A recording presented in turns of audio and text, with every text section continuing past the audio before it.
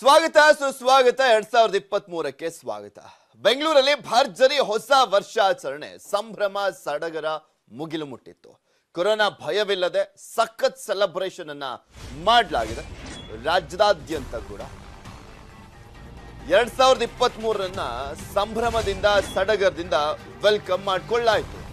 2 ವರ್ಷಗಳ ಬಳಿಕ ಭರ್ಜರಿ ಸಂಭ್ರಮಾಚರಣೆಯನ್ನ ಮಾಡಲಾಗಿದೆ. ಸ್ಪೆಷಲಿ ಬೆಂಗಳೂರಿನಲ್ಲಿ ಎಂಜಿ ರೋಡ್, ಬ್ರಿಗೇಡ್ ರೋಡ್ ನಲ್ಲಿ ಜನ ಸಾಗರನೇ ಸೇರಿತ್ತು.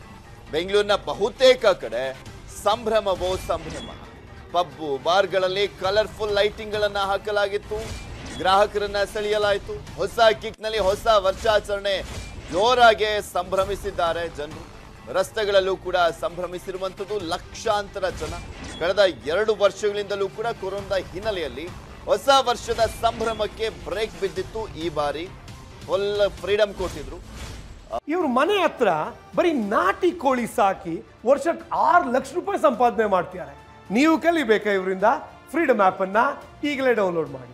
ಪೊಲೀಸರು ಸಾಕಷ್ಟು ಕಟ್ಟೆಚ್ಚರವನ್ನ ವಹಿಸಿ ಫ್ರೀಡಮ್ ಅನ್ನ ಕೊಡಲಾಗಿತ್ತು. ಸೊ ಹೀಗಾಗಿ ಎಲ್ಲಾ ಕಡೆನೂ ಕೂಡ ಅದ್ದೂರಿಯಾಗಿ 2023ರನ್ನ ವೆಲ್ಕಮ್ ಮಾಡಿಕೊಳ್ಳಲಾಗಿದೆ. 2023 ಹೊಸ ವರ್ಷಾಚರಣೆ ಹ್ಯಾಪಿ ನ್ಯೂ ಇಯರ್ ಅಂತ ಬಂದ ಸಂದರ್ಭದಲ್ಲಿ ಬೆಂಗಳೂರಿನಲ್ಲಿ specially MG Road, Brigade Road ಅಲ್ಲಂತೂ ದೊಡ್ಡ ಸಂಖ್ಯೆಯಲ್ಲಿ ಜನ ಸೇರಿರ್ತಾರೆ.